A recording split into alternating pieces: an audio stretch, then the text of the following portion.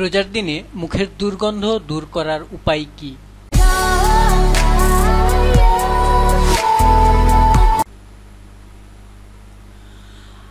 আপনার নিয়মিত মেসওয়াক করা উচিত। আপনি ইফতারের পর এবং সেহরির পর অর্থাৎ ফজরের নামাজের আগে পেস্ট দিয়ে ব্রাশ করতে পারেন। তবে রোজা থাকা অবস্থায় টুথপেস্ট দিয়ে ব্রাশ করা ঠিক হবে বলে আমার মনে হয় না। সেহরি খাওয়ার পর নিয়মিত ব্রাশ করে মুখের দুর্গন্ধ দূর করা যেতে পারে। মহানবী হযরত মুহাম্মদ সাল্লাল্লাহু আলাইহি সাল্লাম কখনো মেসওয়াক করতে নিষেধ করেনি।